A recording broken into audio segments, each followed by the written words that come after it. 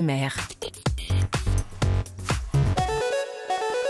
L'innovation avec Anissé Mbida. Bonjour Anissé. Bonjour Ombline, bonjour Alexandre. Bonjour Anissé. Bonjour à tous. L'innovation du jour pour éviter d'aveugler les automobilistes la nuit. Il s'agit d'un pare-brise qui bloque automatiquement les lumières les plus fortes. Ah oui, parce que ça, j'imagine que ça vous est tous le plein arrivé. phare. Entre ceux qui oublient leur plein phare, Eh oui. oubliez mon œil, ceux qui font exprès, qui les allument pile quand ils vous croisent. Non seulement c'est énervant, mais en plus ça peut être dangereux. Et puis il y a aussi, vous avez peut-être remarqué, il y a les 4x4, les SUV qui ont les phares qui sont beaucoup plus hauts aujourd'hui. Il y a les nouveaux phares au laser qui sont ultra brillants.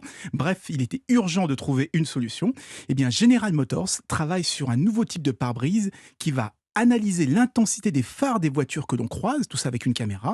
Et si cette intensité dépasse un niveau qu'on a fixé à l'avance, eh bien, il va atténuer uniquement aux endroits où ça va gêner le conducteur, là où passent les fameux phares du petit malin qui arrivent en sens inverse. Est-ce que c'est le même principe que pour les rétroviseurs intérieurs, vous savez, ceux qui se teintent automatiquement? Oui, c'est ce qu'on D'accord. appelle du verre électrochrome, c'est-à-dire un verre qui peut s'assombrir à la demande grâce à un courant électrique. Sauf que là, ça n'agit pas sur le pare-brise tout entier, mais seulement là où c'est nécessaire. Donc ça évite de baisser la luminosité sur l'ensemble de la vitre et donc de dégrader la vision, ce qui ne serait pas idéal en pleine nuit. L'autre avantage de cette technologie, c'est qu'elle peut dessiner n'importe quelle forme sur le pare-brise. Et du coup, on peut s'en servir aussi comme un affichage tête haute et signaler des dangers, par exemple directement dans le champ de vision, ou mieux, afficher les informations du GPS directement sur le pare-brise.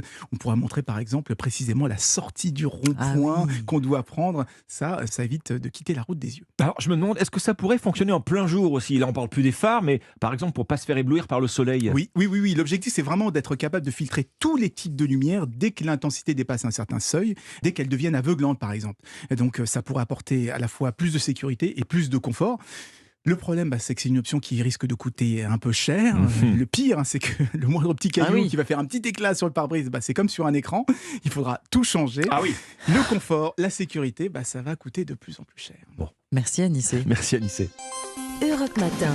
6h50.